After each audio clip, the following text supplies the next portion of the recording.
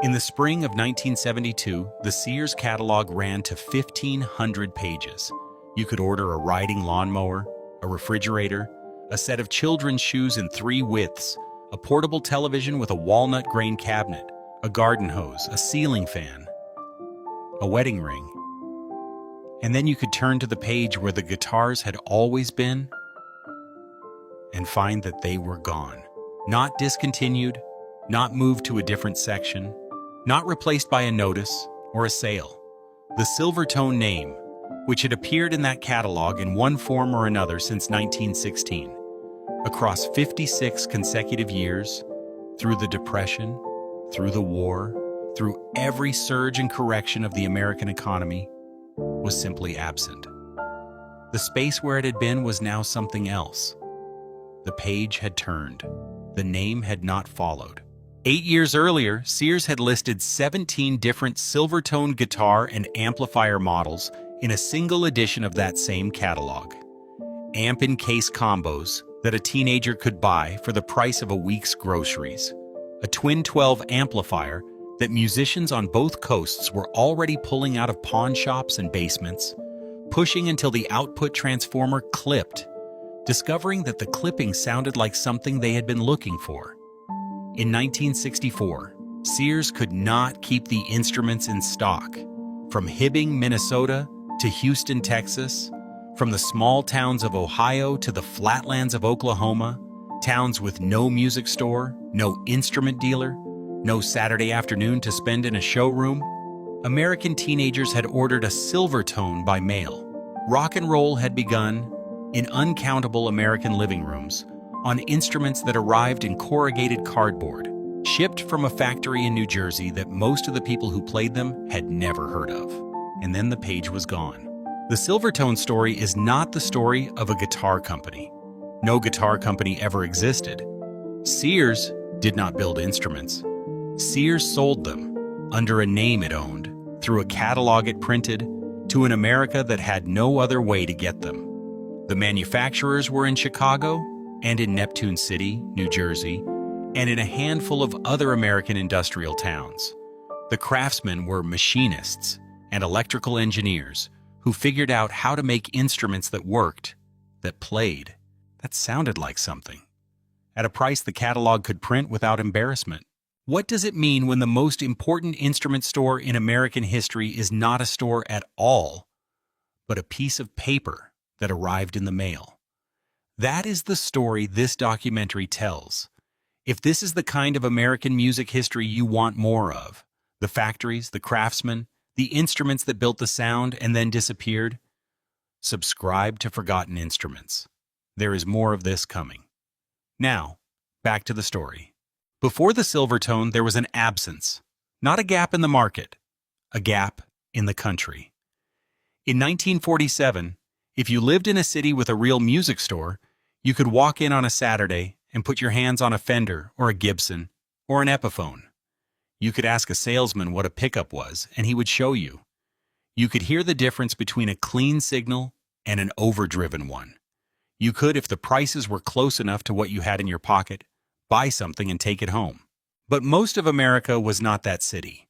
In Dubuque, Iowa, in Shreveport, Louisiana, in the mill towns of the Carolinas, and the farming communities of the Great Plains, a starter electric guitar was something you read about in a magazine, something you saw on a television program and could not name, something that existed somewhere in the world of professional musicians and urban teenagers with department store charge accounts, but not here, not at any price you could reach, not through any channel you could access from where you were standing.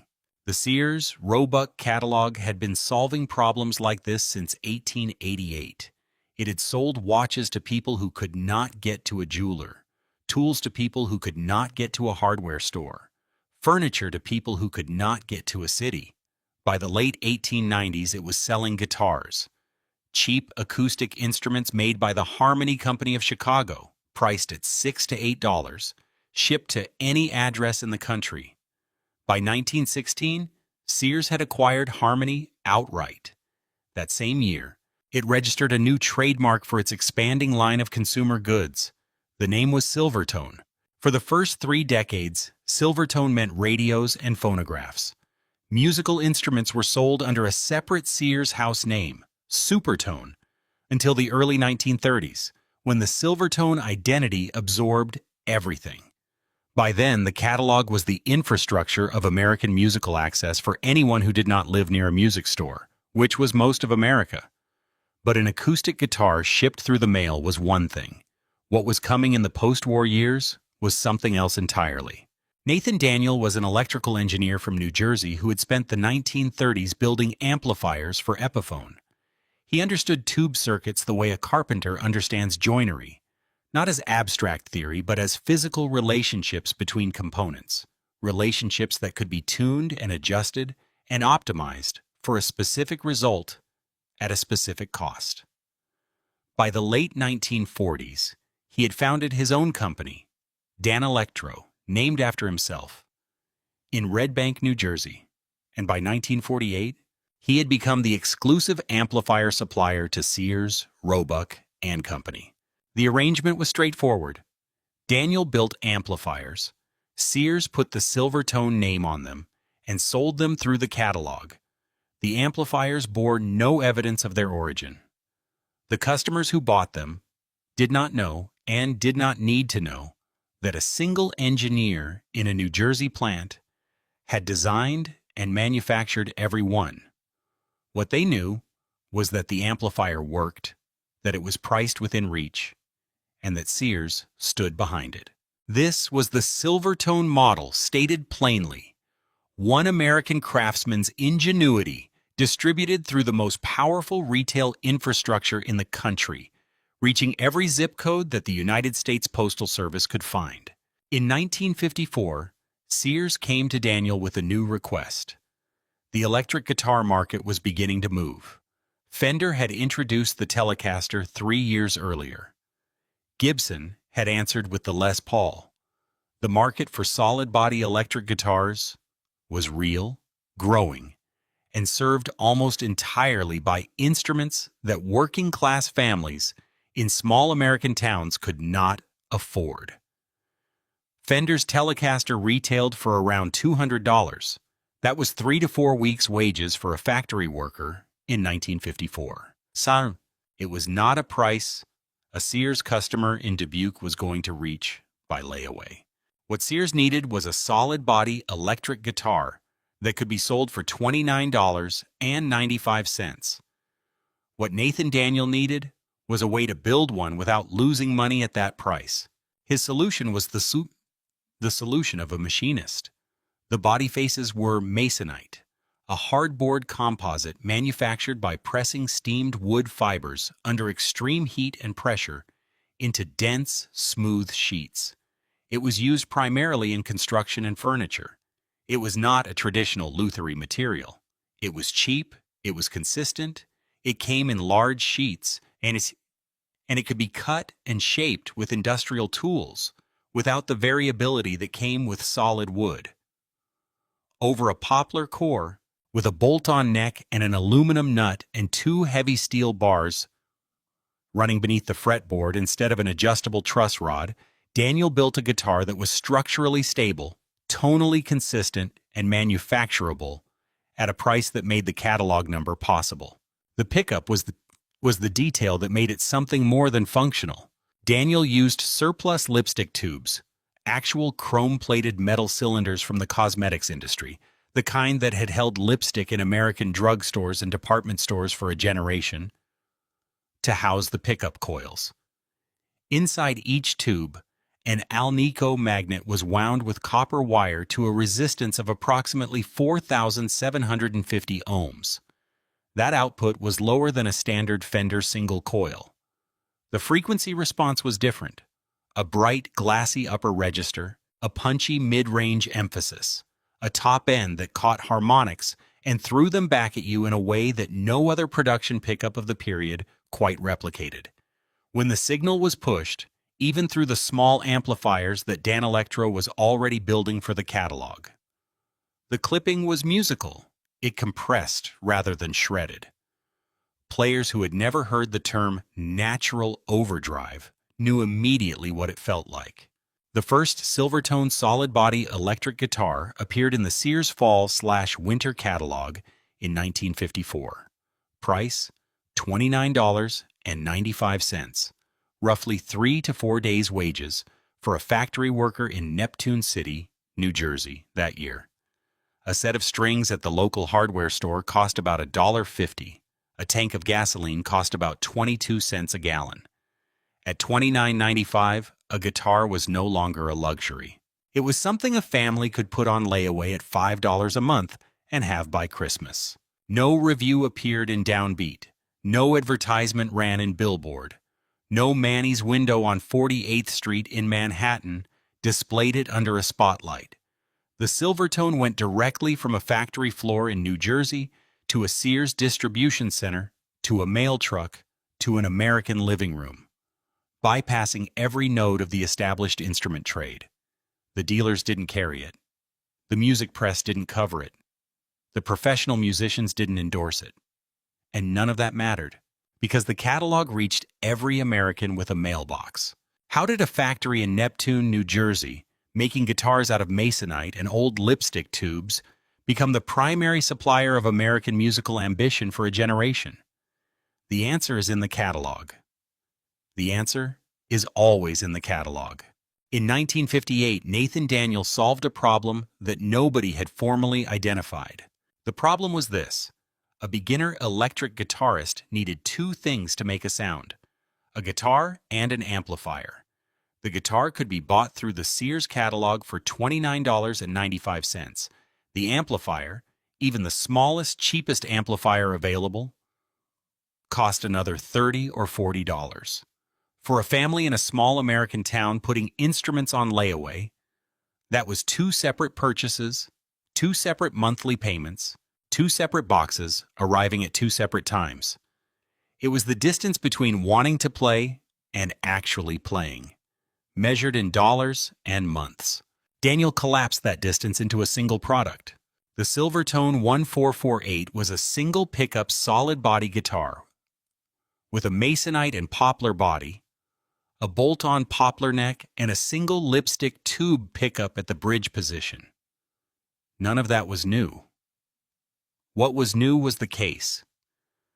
Built into the lid of the instrument case, the lid that would normally hold nothing but air and a cleaning cloth, was a complete amplifier. 3 watts of output power, a 6-inch speaker, a single volume control, a power cord coiled beside it. When the case was closed, it looked like any other guitar case, unremarkable enough to carry onto a school bus. When the case was open, guitar on one side, amplifier on the other, it was a complete electric guitar rig. Everything a beginner needed, in one box. Shipped by Sears for $29.95. The 2-pickup version, the 1449, came with a slightly larger amplifier and a second lipstick tube pickup at the neck position. Price, in the 1963 catalog, $39.95. Pick one up and understand what Daniel had done. The guitar was light, lighter than any solid-body Fender or Gibson, because masonite weighed less than mahogany, and the body was semi-hollow beneath the faces. The neck was thin and fast, the frets level, the action playable out of the box in a way that imported budget instruments of the period frequently were not. The lipstick tube pickup at the bridge, a single coil design, wound at low output, produced a sound that occupied its own specific frequency territory. Not the full, warm mid-range of a Gibson P90, not the scooped brightness of a Fender Stratocaster single coil. Something between and beside both of those, a bright upper mid-range that cut, a low end that was present without being heavy, a top end that shimmered without shrieking. When pushed into the 3-watt amplifier in the case, the signal clipped at moderate volume into a natural compression, a controlled distortion that players of the era described as the guitar singing. It was not a defect in the circuit. It was what happened when a low-output pickup met an amplifier operating at the edge of its tolerance. And what happened was, by any reasonable measure, a sound. That sound recorded well. It cut through drums in a rehearsal room. It carried in a basement. It did exactly what a beginner's first electric guitar needed to do, which was respond to whatever the player gave it and give something back that sounded like music. In 1963, Dan Electro introduced the instrument that would define the ceiling of the Silvertone line and decades later, come to define the line's entire legacy. The Silvertone 1484 Twin 12 was a piggyback amplifier, a separate head unit and speaker cabinet, the head designed to store inside the bottom of the cabinet for transport. 2 channels, tremolo, reverb, 2 12-inch Jensen C 12Q speakers, housed in a cabinet built from particle board and fiberboard and covered in textured vinyl, 2 6L 6 GC output tubes in the power stage. The Sears catalog listed the output at 60 watts, a peak-to-peak measurement, as American amplifier manufacturers routinely calculated in that era. By modern RMS standards, the actual continuous output was closer to 35 watts. Sears described it as delivering clear, mighty sound. That was not inaccurate. It was also not the whole story. The preamp tubes in the 1484 operated at lower plate voltages than the comparable Fender amplifiers of the blackface era. The Fender Pro Reverb, the Bandmaster, the Twin Reverb.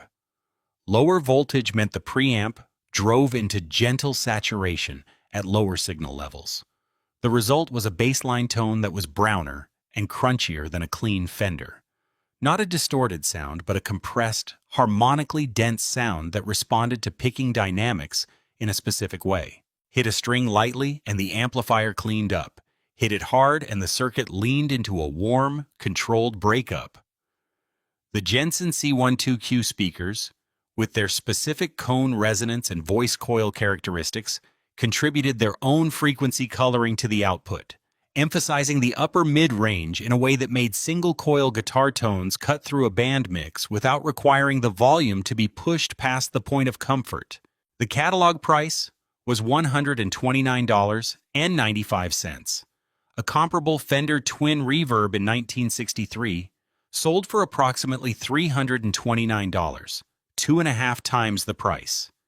The Silvertone did not do everything the Fender did. The reverb was shorter and less lush. The clean headroom was narrower. The construction was, by any honest assessment, considerably less refined. But what it did at the edge of its output, the way it broke up, the way it breathed, the way it turned a hard-picked note into something that seemed to sustain beyond what the physics of a particle board cabinet should have allowed, that was not inferior to the Fender. It was different from the Fender.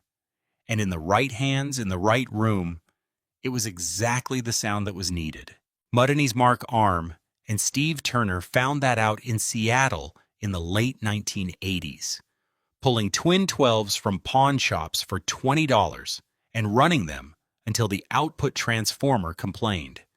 Garage rockers and punk bands across the American Midwest had been finding it out for years before that, in basements and rehearsal rooms, not knowing the name of what they had plugged into.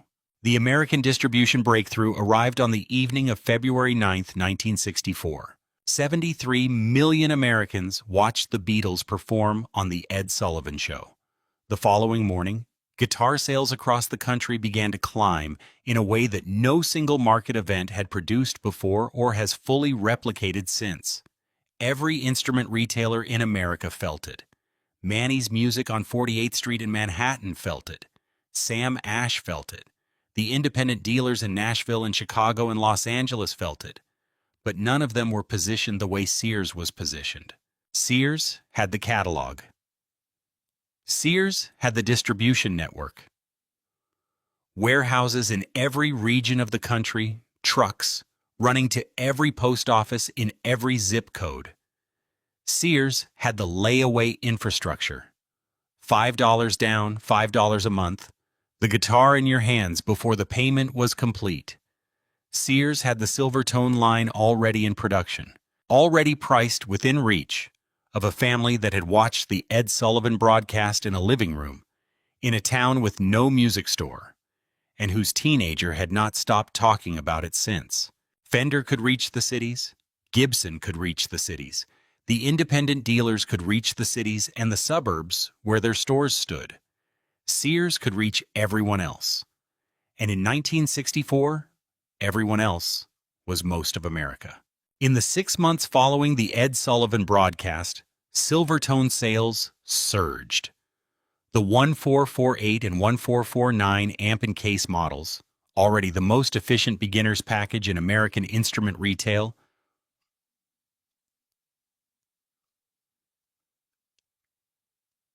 moved in quantities that strained the Neptune City plant's daily output. A full trailer truckload of guitars and amplifiers leaving the Dan Electro factory every day was no longer always enough. If you could build a guitar that a factory worker's kid in Tulsa could afford, that a professional session player in Nashville would pick up without embarrassment, had you built something cheap, or had you built something American? The documented users of Dan Electro built Silvertone instruments across the breakthrough era tell a specific story. In Hibbing, Minnesota, a teenager named Robert Zimmerman had been playing a Silvertone Aristocrat 642 archtop guitar, ordered from the Sears catalog by his own account at his friend John Buckland's suggestion, at local talent shows by 1957 and 1958. That guitar is currently on display at the Hibbing Public Library. Robert Zimmerman would later be known by a different name. The Silvertone he played before he became Bob Dylan sits under glass in a Minnesota town that still carries the weight of having produced him, in a case that the catalog once delivered to a house on a street in a place where there was no music store within reasonable driving distance. That is one documented user. There were millions of others whose names are not in any archive, whose instruments are not in any library, whose first electric sound came out of a lipstick tube pickup and a 3-watt amplifier built into a guitar case. And who remember it, if they remember it at all, as the moment the distance between wanting to play and actually playing finally closed. The 1963 Sears Fall/Winter Wish Book arrived in American mailboxes in October. It was the Christmas catalog, the one that mattered most. The one that children studied the way adults studied road maps, with the same combination of longing and calculation. You knew which pages to find. The toy section first, maybe, and then the pages in the middle, the pages with the instruments. The Silvertone line occupied several of them. Amp and case models in 2 configurations. The twin 12 amplifier in a center spread. A range of hollow body and solid body electrics with model numbers instead of names. Acoustic flat tops in 3 price points. A lap steel with a carrying case. Prices from $29.95 to $129.95. Beside the instrument pages, the layaway terms. $5 down, $5 a month. The catalog arrived in October. You knew which pages to find. The guitar was in the middle. You had already decided which one. That experience, the October catalog, the guitar page, the calculation of how many months between now and Christmas, was not the experience of one American child. It was the experience of a generation. In towns without music stores, in houses where the nearest Sam Ash was a 3-hour drive and the nearest Manny's was a different world entirely, the Sears Wish Book was the instrument store. It was where you learned what a guitar cost. It was where you found out whether the distance between what it cost and what you had could be bridged by $5 a month. For millions of American families in the early 1960s, it could. And it was. Then came February 9th, 1964, and everything accelerated. The Beatles had landed at Idlewild Airport 2 days earlier. The press coverage had been extraordinary. Photographers on the tarmac, teenagers at the fence, a reception that the American music industry had not quite seen before and did not fully know how to interpret. By the time the Ed Sullivan broadcast aired that Sunday evening, the country was already primed. 73 million people watched. It was at that moment the largest television audience in American history. What those 73 million people saw was four young men from Liverpool playing electric guitars and making a noise that approximately half the audience found electrifying and the other half found alarming, which was precisely the combination that had always driven American popular music forward. The instruments they played, Rickenbackers, a Hofner bass, Vox amplifiers, were not American. That detail registered, if it registered at all, as trivia. What registered was the sound. What registered was the reaction of the studio audience. What registered in households across the country was the expression on the face of every teenager in the room. By the following morning, guitar sales had begun to climb. At Manny's on 48th Street, the phones were already ringing. At Sam Ash, the showroom traffic picked up before the week was out. At independent dealers in Nashville and Chicago and Los Angeles, the orders came in faster than the back rooms could process them. Every instrument manufacturer in the country felt the surge. Fender felt it. Gibson felt it. Kay felt it. Harmony felt it. But none of them were positioned the way Sears was positioned. Fender's guitars were in guitar stores. Gibson's guitars were in guitar stores.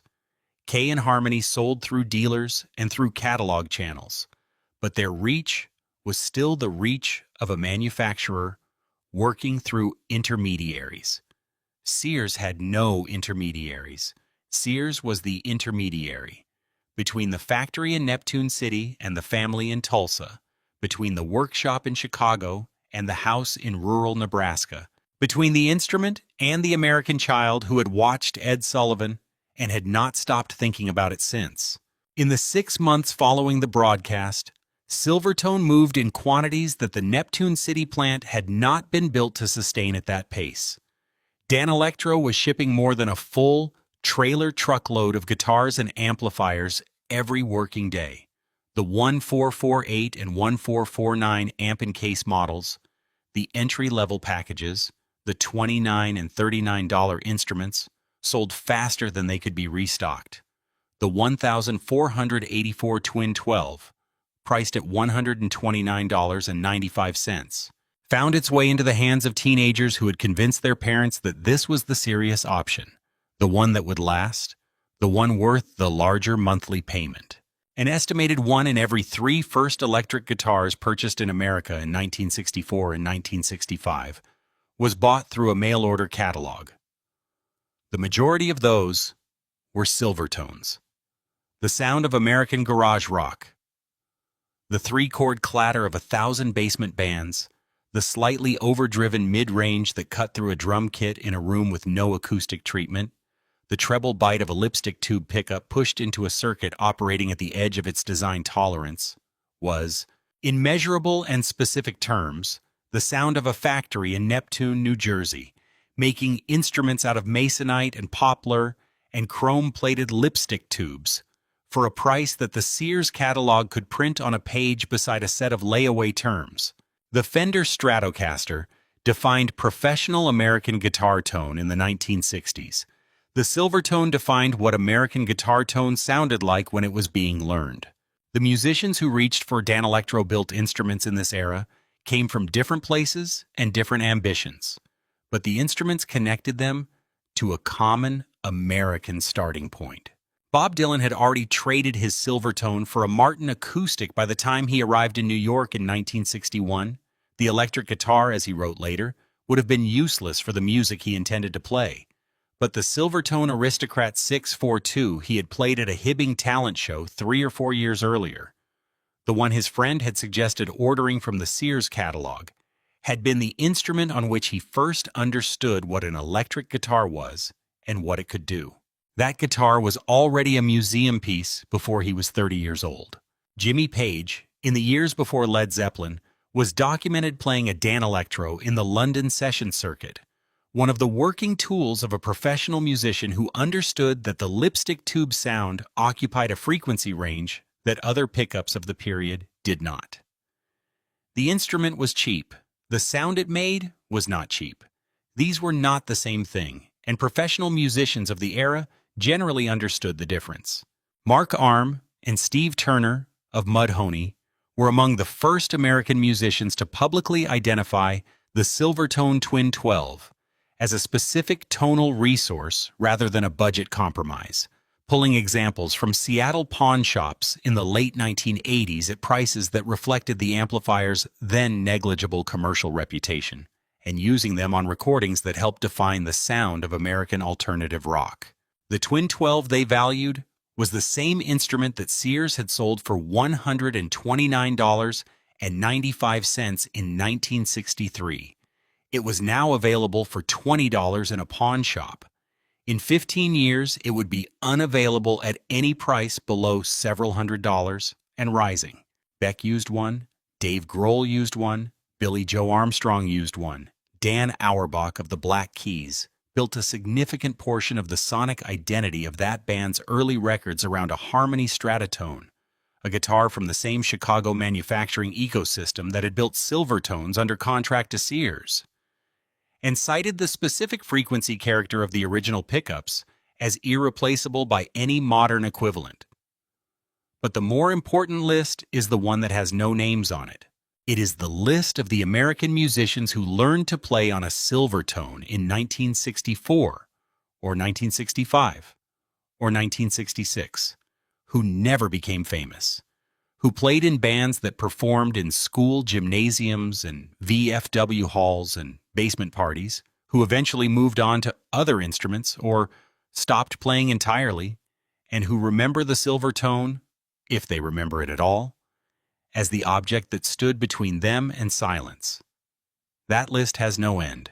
Its members are distributed across every American town that had a mailbox and a catalog and a teenager who had watched Ed Sullivan and wanted to make that sound. At the peak of the Silvertone era, a Sears retail floor in a mid-sized American city carried a music department alongside the washing machines and the lawn equipment.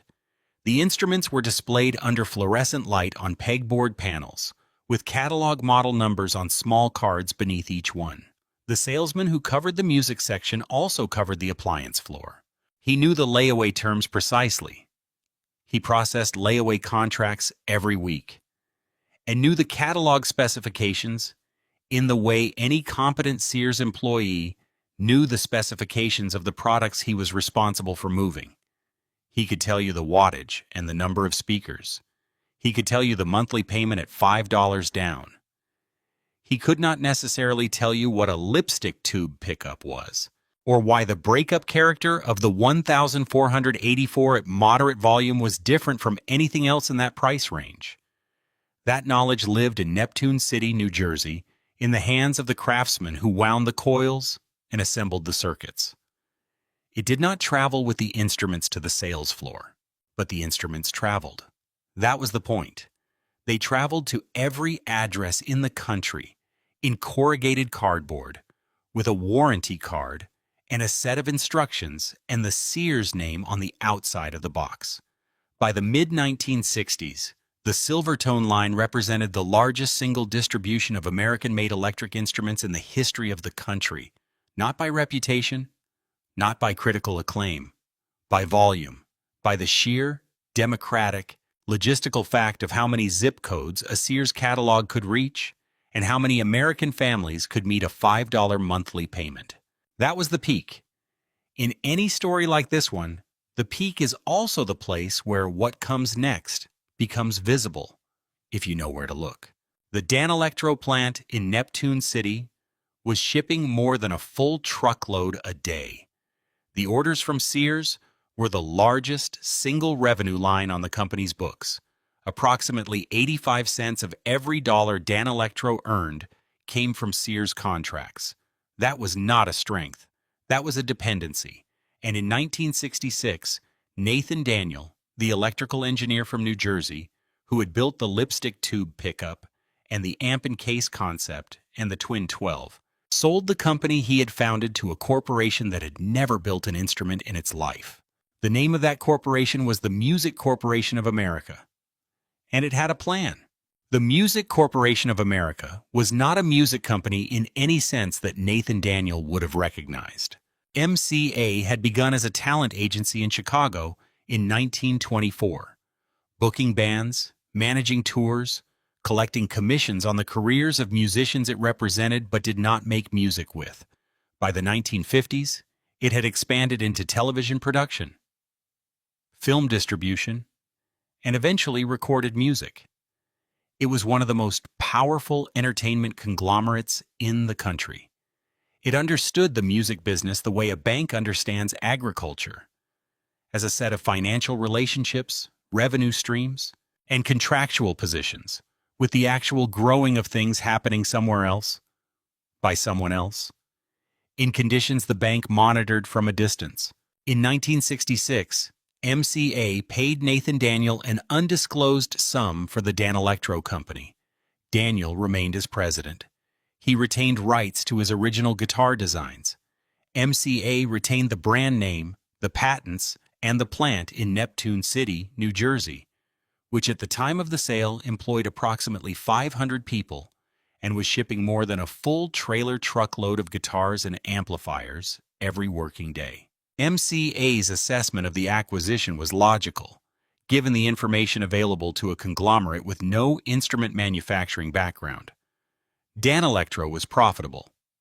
The guitar market was surging.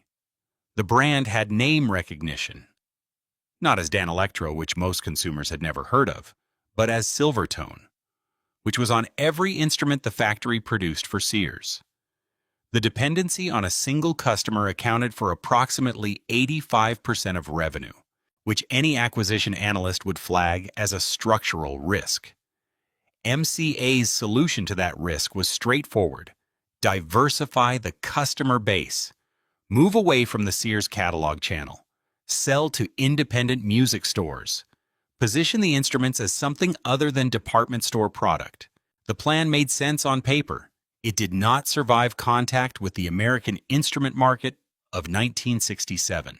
The independent music store channel that MCA intended to penetrate was already occupied. Fender was there. Gibson was there. The first wave of Japanese imports, Tasco-built instruments, arriving through Montgomery Ward and other catalog distributors, Ibanez copies of American designs entering through independent importers, was already undercutting the lower end of the market. A rebranded Danelectro instrument, stripped of the Silvertone identity that had given it its only real market recognition, positioned at a price point above the Japanese imports but below the established American brands, had no natural constituency in the independent store channel. MCA launched the Coral line in 1967. A new brand intended to carry the Danelectro instruments into the prestige market. The Coral guitars were positioned differently from the Silvertone line: higher retail prices, more elaborate designs, a signature model built around an electric sitar developed with New York session guitarist Vinnie Bell that briefly attracted attention in the psychedelic music press. The electric sitar was genuinely innovative. It was also a novelty, and the novelty market was not large enough to sustain a factory that had been built to serve the Sears catalog at volume. Simultaneously, MCA's pivot away from the Sears relationship was already damaging the revenue base that had made the Neptune City operation viable. The 1966 Danelectro/Silvertone catalog had begun the transition. The classic Masonite amp and case models, the 1448 and 1447, were retired in favor of offset solid-body designs in selected hardwood. The change was presented as an upgrade. Players who had come to the Danelectro sound for the specific tonal character of the Masonite construction and the lipstick tube pickup in a semi-hollow body heard something different. The Sears orders, which had sustained the plant through the Beatles surge and the garage band wave, were declining. By 1969, the Neptune City plant was closed. 500 workers. The tooling sold. The lipstick tube pickup production ended. Nathan Daniel, who had retained rights to his original designs, eventually sold remaining Danelectro parts through Ampeg, a brief postscript to a manufacturing story that had lasted 22 years and put instruments into the hands of more American beginners than any other single factory in the country's history. There was no press release. There was a short notice in the trade press. The music industry moved on. With Danelectro gone, the Silvertone line contracted to what Harmony in Chicago and a shrinking pool of other suppliers could produce. Harmony had been building guitars for Sears since the 1890s, longer than any other manufacturer, longer even than the Silvertone name itself. After Sears had sold Harmony back to its own management in 1940, the Chicago company had continued to supply catalog instruments under the Silvertone badge, while simultaneously selling its own branded instruments through independent dealers under more than 50 different house names. At its peak in the mid-1960s, Harmony was producing approximately 1 million instruments per year, more guitars by volume than any other manufacturer in American history. The factory on Washtenaw Avenue in Chicago was the largest stringed instrument facility the country had ever seen. But the guitar boom that had driven those numbers was already cooling by 1967. The surge that followed the Ed Sullivan broadcast had peaked. The market was correcting toward the normal distribution of a mature consumer category. Professional musicians buying professional instruments, serious amateurs buying mid-range instruments, and the beginner segment fragmenting between domestic and imported options. In that fragmented market, the imported options were getting better, fast. The Silvertone catalog pages for 1970 and 1971 told the story incrementally. In 1970, the line was reduced. The amplifier models that had defined the brand's peak, the Twin 12, the larger Danelectro-built heads, were gone, discontinued with the Neptune City plant. What remained was a reduced selection of acoustic and semi-acoustic guitars, some still built domestically by Harmony, some now sourced from Japanese manufacturers, including Teisco. By 1971, the catalog's guitar pages showed made-in-Japan acoustic instruments, alongside the remaining American-built models. The ratio was changing. The Japanese instruments were cheaper to produce. The quality gap that had once made domestic sourcing the obvious choice was narrowing with each model year. When a purchasing department at a conglomerate in Los Angeles decides to stop buying guitars from a factory in New Jersey, who counts the cost? Not the catalog buyer, not the Sears board. The cost was counted on the factory floor in Neptune City, on the production line in Washtenaw Avenue, by the craftsmen who had learned to wind lipstick tube pickups and fit masonite faces and set up instruments at a price that the American working class could reach by mail. That knowledge did not transfer to a factory in Nagoya or Seoul. It was not designed to transfer. It was simply no longer needed. In the spring 1972 Sears catalog, the Silvertone name did not appear. Not discontinued, not moved, not replaced by a notice or an explanation. After 56 consecutive years, through the Depression and the war and the Ed Sullivan surge and the garage band wave, and the slow retreat of the late 1960s, the name was absent. Sears continued to sell guitars in 1972 and beyond, under its own SR branding, sourced from domestic and imported manufacturers. But the Silvertone identity, the brand that had put instruments into the hands of more American beginners than any other name in the history of the catalog, was gone. No internal Sears document that has entered the public record explains the decision. The catalog itself is the only evidence. In 1971, 2 Japanese acoustic guitars appeared alongside 2 American-built models on the Silvertone pages. In 1972, the Silvertone name was not on any page. Harmony kept building through 1972 and into 1973, still fulfilling what Sears contracts remained, still producing instruments under its own name for independent dealers. But the orders were shrinking. The volume that had sustained the Washtenaw Avenue plant through 20 years of catalog production was no longer there. The company that had once produced 1 million instruments in a single year was producing a fraction of that. The craftsmen who remained were doing the same work they had always done. The same fretwork, the same body finishing, the same setup procedures that had made a $30 guitar playable out of the box. But the market for that work, at the price point that had always defined it, had moved to Japan. In 1975, Harmony held a public auction. The machinery went on the block. The tooling sold by the pound. The building on Washtenaw Avenue changed hands. The guitar trade press ran a notice. The Chicago instrument manufacturing ecosystem, which had been, at its peak, the largest concentration of guitar production in American history, was over. Not with a press release, not with a ceremony, with an auction in a parking lot, and a short notice in a trade publication that most of the people who had played the instruments never read. The last Silvertone had already shipped. The catalog had already turned its page.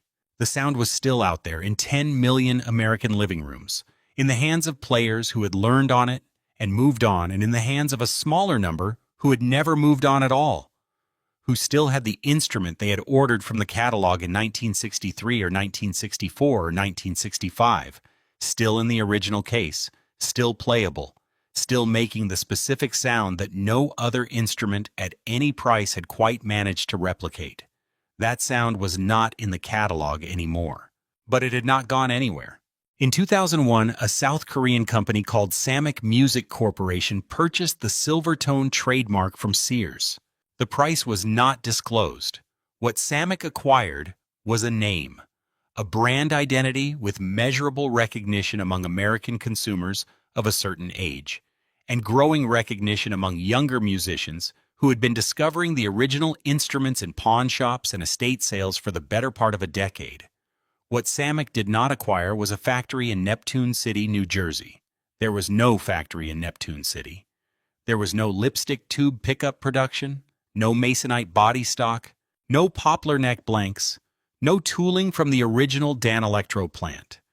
That infrastructure had been gone for 32 years. What Samick acquired was the right to print the word Silvertone on an instrument manufactured in Korea. In 2013, Samick released the Silvertone Classic Series, reissues of 4 original models. The 1303/U2, originally built by Dan Electro. The 1478, originally built by Harmony. The 1449 amp in case, originally built by Dan Electro in Neptune City. The 1423 Jupiter, originally built by Harmony in Chicago. The instruments were available through online retailers at prices beginning around $199. In 2021, RBI Music of Fort Worth, Texas, acquired all rights to the Silvertone brand from Samick. New Silvertone branded instruments are currently available through Musician's Friend and major online retail platforms. The production is offshore. The connection to the original manufacturers, to Nathan Daniels Engineering, to the Harmony craftsmen on Washtenaw Avenue, to the specific physical and tonal character that made the original instruments what they were, is a matter of brand history, not manufacturing continuity. The name survived. The instrument, in the sense that mattered to the people who built and played the original, did not. The secondary market has already rendered its verdict in the plainest possible terms. A 1963 or 1964 Dan Electro built Silvertone 1448 amp in case, the single pickup guitar with the 3-watt amplifier in the lid, the instrument that once sold for $29.95 through the Sears catalog, currently lists on Reverb.com in working condition at between $300 and $600, depending on the cosmetic state of the masonite body and whether the original amplifier components are intact. Adjusted for inflation, that original $29.95 price would be approximately $300 today. The vintage instrument sells for what the new one cost in real terms. The new reissue sells for $199. The market has made its assessment of which instrument is worth more. A Silvertone 1484 Twin 12 in working order. The piggyback amplifier with the 2 Jensen C12Q speakers, introduced in 1963 at $129.95, currently sells at between $800 and $1,200 for a clean, functioning example.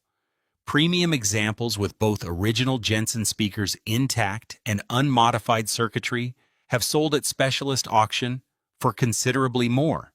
The amplifier that Sears once advertised as an affordable beginner's rig is now a sought-after studio tool, rented by session players in Nashville and Los Angeles who need its specific breakup characteristic for specific recordings and cannot replicate it with any modern equivalent. The collector community has built its own infrastructure around these instruments. Silvertone World at silvertoneworld.net is the most comprehensive documentation of the original catalog line available anywhere, maintained by enthusiasts who have cataloged every model number, every production year, every specification change across the entire run of the Sears instrument program. Vintage guitar shows, from Dallas to Arlington to Chicago, carry Dan Electro built Silvertones as featured items. Specialist dealers in Nashville and New York field regular inquiries from recording engineers and session musicians, specifically seeking original examples. What draws them is not nostalgia, or not only nostalgia, what draws them is the sound. The lipstick tube pickup wound in Nathan Daniels' Neptune City factory in 1963, Alnico magnets, copper wire, approximately 4,750 ohms of resistance, housed in a chrome-plated tube that had begun its existence as a cosmetics container, produces a frequency response that no reissue produced in Korea or China has fully replicated. Not because the specification is a secret, the specification is thoroughly documented, not because the materials are unavailable. Alnico magnets and copper wire are available from dozens of suppliers. The reason the replication has not succeeded is more specific and more stubborn than either of those explanations. It is the tolerance stack. 50 or 60 years of component aging, of capacitors drifting from their original values, of transformers settling into the specific electromagnetic characteristics they have developed through decades of use, of speaker cones breaking into a resonance point they did not have when they left the Jensen factory in Chicago. These accumulate into a system behavior that cannot be reproduced by building a new instrument to the original specification. The new instrument will measure correctly. It will not sound the same. Session players in Nashville and Los Angeles who work with both original and reissue examples describe the difference in consistent terms. The original has a tactile response, a dynamic sensitivity to picking attack, a way of compressing and releasing that the reissue approximates but does not match. They continue to seek the originals because the originals do something the reissues do not do. That is not sentiment. That is a functional assessment by professional musicians making decisions about which tool produces the result they need. The vintage market is not always right about these things. In this case, it is. Neptune City, New Jersey, is a small borough of approximately 5,000 people on the Jersey Shore, roughly an hour south of Newark. The address where Dan Electro once loaded a full trailer truckload of guitars and amplifiers onto a truck every working day is now a commercial property. There is no marker. There is no historical designation. The borough has other things to be known for. The factory that built the instruments that put electric guitar into the hands of more American beginners than any other single facility in the country's history left no monument behind. In Chicago, the Harmony factory on Washtenaw Avenue, which at its peak produced approximately 1 million instruments per year, more than any other guitar manufacturer in American history, is gone. The neighborhood has changed. The building has changed. The craftsmen who worked the production line, who fit the frets and finished the bodies and set up the instruments that went into Sears catalogs across 3 decades, are mostly gone too. What remains is the documentary record, the catalogs themselves, the production photographs, the surviving instruments, and the knowledge held by a community of collectors and historians of what was made there and what it sounded like. And in Hibbing, Minnesota, in a display case at the public library on 5th Avenue East, a Silvertone Aristocrat 642 archtop guitar sits under glass. It is the guitar that a teenager named Robert Zimmerman ordered from the Sears catalog and played at a high school talent show. In a town with no music store, at some point in the late 1950s. The catalog that delivered it is long gone. The Sears store that processed the layaway has been through several other incarnations since. The teenager became Bob Dylan, won the Nobel Prize for Literature in 2016, and has not lived in Hibbing for more than 60 years. The guitar is still there. There is one more detail worth holding. In the late 1990s, Jack White was playing in the early formations of what would become the White Stripes in Detroit. He had a Silvertone amplifier, a 50-watt model, the 1484 Twin 12, pulled from wherever such things were still findable at the time. He used it on the earliest White Stripes recordings. He liked what it did, but it had no reverb. He was running it alongside a Fender Twin reverb to get the crunch from the Silvertone and the reverb from the Fender. A Detroit musician named Danny Electro mentioned to him in passing that there might be a 100-watt Silvertone amplifier, a larger head, reverb built in, everything he needed in a single unit. White had never seen one. He could find no photograph, no catalog listing, no documentation of any kind. He could find no one who had actually held one in their hands. The consensus of opinion among people who knew the Silvertone line was uncertain. Maybe it existed, maybe it didn't. Maybe someone had seen one once and misremembered the details. Jack White looked for 8 years. He searched music stores, pawn shops, classified listings, vintage dealer inventories. He asked everyone he knew who knew anything about vintage gear. For 8 years, he found nothing, no photograph, no catalog page, no confirmed sighting, and then he walked into a shop, and it was there. "It's actually real," he said. He bought it immediately. The Sears catalog had stopped printing the Silvertone name in 1972. The factory that built the amplifier had been closed since 1969. The infrastructure that had made those instruments available to anyone with a mailbox and a layaway account was gone. But the amplifier itself, the physical object, the specific circuit, the particular transformer, and the particular tubes, and the particular cabinet resonance, had persisted. It had moved through hands, through decades, through the drift of the American secondhand market, and it had ended up in a shop where a musician who had been looking for it for 8 years finally found it. Is a name a legacy? Or is a legacy the sound, the specific, physical, irreplaceable sound that the name once stood for? What the Silvertone story reveals about America is not simply that we abandoned our instrument makers, though we did.